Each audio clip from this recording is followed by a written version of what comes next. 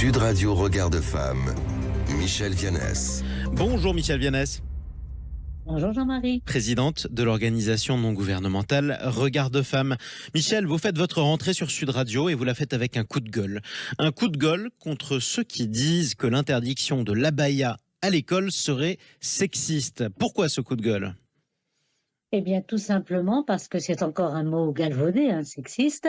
Si sexiste signifie un comportement contraire à l'égalité entre les femmes et les hommes, ce n'est pas du tout ça, puisque vous le savez aussi bien que moi, ce sont les abayas et les camis qui sont interdits, et les deux, donc, sont des outils qui sont contraires à la loi de 2004, qui est très claire et qui dit que qui encadre justement tous les vêtements et tous les religieux qui manifestent tous les signes ostentatoires, religieuse. Exactement, Oui. dans le cadre de l'école. Ce qui est important de rappeler d'ailleurs, Michèle, c'est que le camis, c'est un vêtement porté par des hommes, alors même que l'abaya est porté par les femmes. Et effectivement, les deux sont visés par la décision de Gabriel Attal.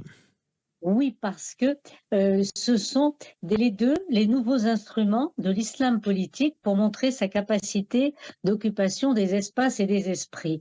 Et donc, ce sont des marqueurs de différenciation, c'est pour ça qu'ils sont interdits à l'école. Mais ce qui est important à dire, que l'abaya, elle, est sexiste. C'est un instrument sexiste puisque l'autoriser aurait pour objectif de cacher les formes des femmes et de les marquer comme musulmanes et comme bonnes musulmanes, ce qui les rend immédiatement prosélytes. Et d'ailleurs, c'est pour ça que on voit qu'il y a cette multiplication des abayas alors que les camis sont restreints. Et puis, ce que je voudrais dire, c'est rappeler quand même qu'alors que le voile n'est aucunement décrit ou prescrit dans le Coran, l'abaya, elle, les prescrit. C'est ce vêtement large et sombre que doivent porter donc les femmes, et c'est le vêtement que portent en particulier les femmes d'Arabie Saoudite, et si elles ne portent pas, elles subissent des violences. C'est pour ça que l'abaya et le camis ne sont pas comparables, puisque par le camis, on ne supporte pas si on ne porte pas le camis, on ne subit pas de violence. Donc, le sexisme, justement, si sexisme il y a, c'est de laisser porter l'abaya. Alors ça, c'est pour le principe. Maintenant, il faut voir l'application de la mesure décidée par Gabriel Attal.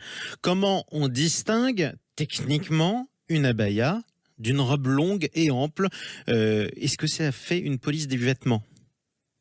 Eh bien, tout simplement, il suffit de demander aux jeunes filles et de rappeler peut-être que ce n'est pas le vêtement qui est religieux, mais la personne qui le porte et qui lui donne cette signification religieuse.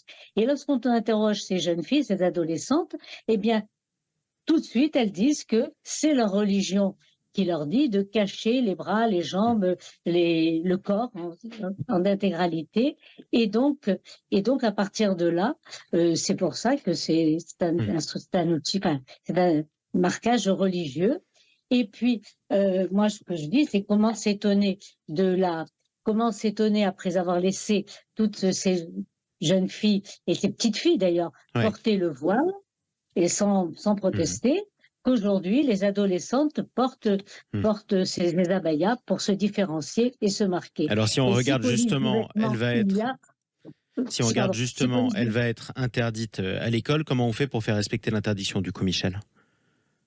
Eh bien, à l'école, on fait respecter les règles, on fait respecter les lois. Donc, imaginez qu'on s'interroge sur les règles de grammaire, ou pour apprendre à lire, est-ce qu'on demande aux enfants s'ils veulent voir NA, et s'ils disent NA ou AN, c'est selon la place de la lettre, ça n'a aucun sens. De toute façon, l'école, c'est ça l'objectif de l'école, et qui est souvent oublié quand on en parle, c'est que d'abord, l'école, on vous confronte, c'est le côté paradoxal de l'école, on vous oblige à obéir pour apprendre et pour être indépendant. C'était le philosophe de l'éducation Alain qui disait justement apprendre pour se passer de maître. Et c'est ça le point important. Et là, si les jeunes filles et les jeunes garçons viennent avec des instruments qui les enferment dans une